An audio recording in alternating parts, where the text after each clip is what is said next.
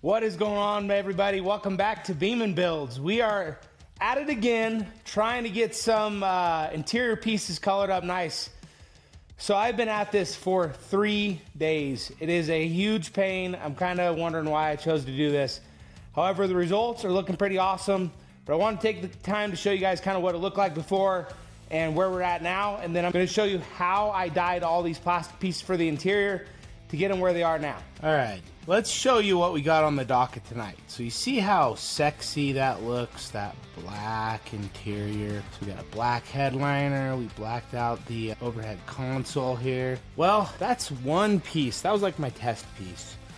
So now we have all kinds of fun other stuff to get done. So let's look at just a little bit of the work we have to get done. So all of this interior is going to go from this ugly tan to nice dyed black. We got all that.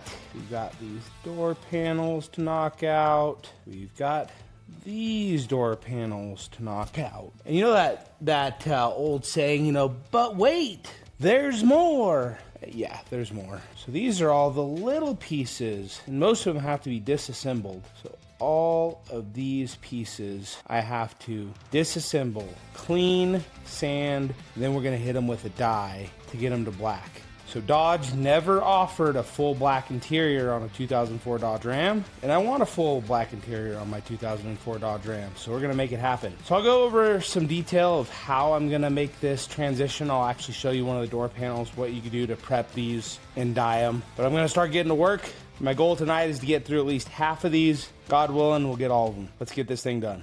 We definitely made some good progress, but there's still a ton to do. But you can tell these black panels look way better. So black panels, tan panels. Which one would you rather have? You can see we got some of the big pieces done. Definitely not all of them. Still a ton to go. It's just really time consuming prepping all these because you have to make sure they're super clean. You can tell there's a dash. Came out pretty freaking awesome. I'm happy with the results. It's just really time consuming. I can't wait to see it all in the truck. So what I really focused on today was a lot more of the small parts.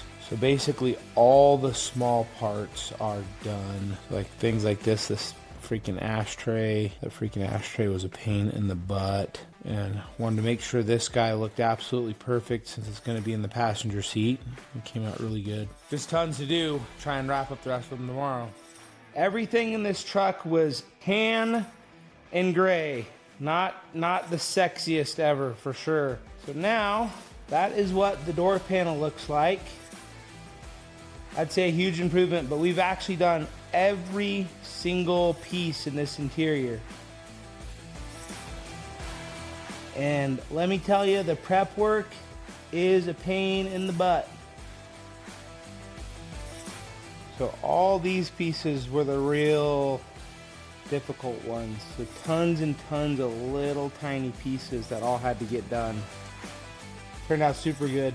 So there's some marks up here. That's from where the roll cage is rubbing, so I'll finish that up when I get the roll cage final mounted. But overall, it came out super good. You can see, obviously, that was tan before. Cleaned it all up. I actually polished that so the display cluster would be perfect, but came out awesome. I'm pretty stoked. Tons of work, but let's get this last piece done. We'll call it good. All right, guys, let's take you through the joy that is the prep work that goes into dyeing one of these panels. So I think I've perfected it after doing about, 50 different pieces. So I'm gonna walk you through what I've learned and how I'm doing it, and it seems to work really well. All right, so first thing I'm doing, this was a farm truck. There's dirt and crap literally everywhere, so I'm taking a blowgun, blowing everything off really well before I start cleaning it off anymore.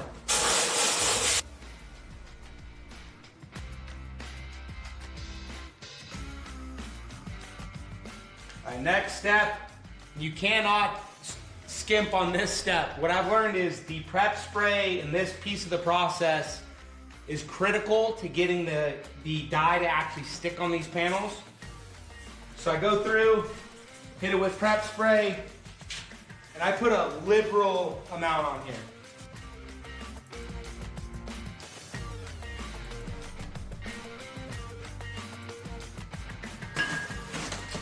then I'm gonna go through, scrub down the panel as good as I possibly can, and I'm gonna repeat this step with the prep spray as many times as I need to feel confident that I got this completely clean. So you can see, if you look at this, that's just one tiny little piece of the panel. That's how dirty it is. So you'll have to go over this quite a few times to make sure it's fully clean.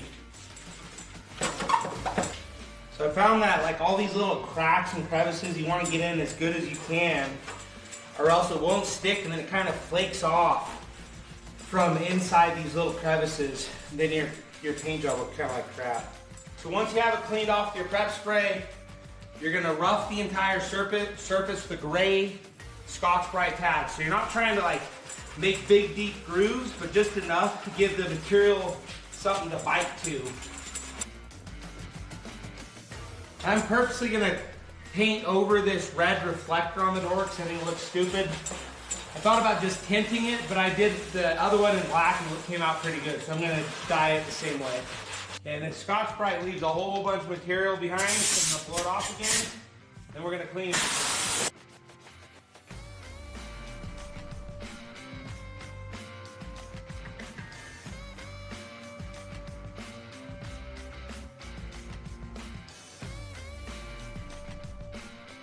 Gonna dry it off one more time before putting our adhesion promoter on. Okay, you need to use an adhesion promoter, especially with hard plastics. If you don't, you might be able to get the dye to stick once, but it won't stay there. So as you start using the panel, it's gonna chip off and flake off. This is critical to the dye actually sticking to the panels and giving you a long-lasting color change. So this SEM, it has very specific instructions. So you have got to use essentially a 15-minute to 30-minute coat window. So you're gonna coat it with this, you're gonna wait 15 minutes, but no longer than 30 minutes to start your coat process with the actual dye.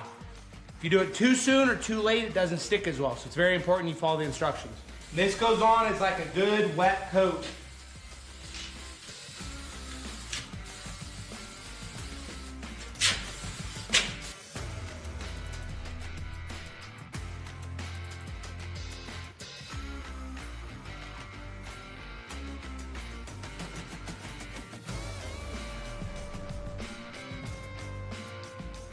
All right, we've got the timer going, 15 minutes. Be back with you guys in a second. That's the sound of progress. So time to get this thing done. So I've noticed with these cans, you really gotta shake them for quite a while. It seems like all the pigment kind of settles at the bottom. So I like to shake them really, really good before I start spraying. Your very first coat, just like if you're painting something, you're gonna do a very light, just kind of dry coat to give the rest of the coat something to bite to.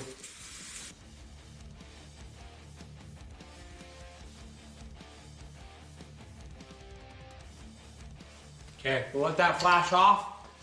Once it's kind of dry, at least to the point where it's tacky, then we'll start hitting it with some thicker coats.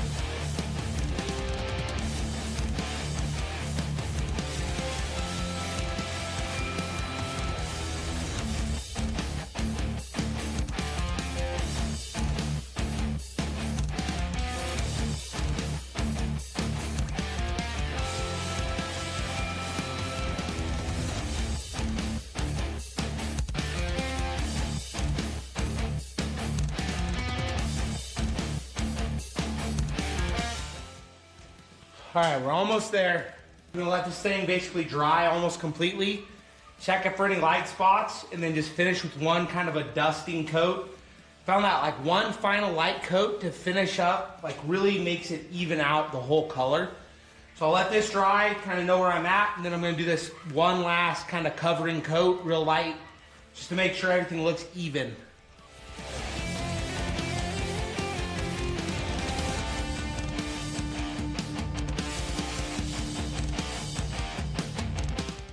All right, here's what we're having to do to get these down bars into the dash. So I got it snaked through. Looks like I was able to save the vent on this side. I had to pull it in behind all the framework, which is a real treat. But I ended up knocking out all of these spot welds, all the spot welds on this side. And then I ended up having to cut this piece, modify it and re-weld it. But the structure's all back together. Everything's lining up, so we should be able to get the dash back in halfway decent. All right, here's the other side. We ended up having to knock out these two spot welds, but we got it back in there. And it's not the most beautiful thing, but we're gonna be able to at least somewhat save that vent instead of having to cut it back behind the dash. So I think I'll be able to make that work still. I used a heat gun and kind of just made it conform around the bar here. But overall, everything's lining up, and we got our down bars in place behind the dash. I was able to trim up the other dash. Still got some work to make it pretty, but it's all trimmed up. Everything's fitting. More progress. So the next thing,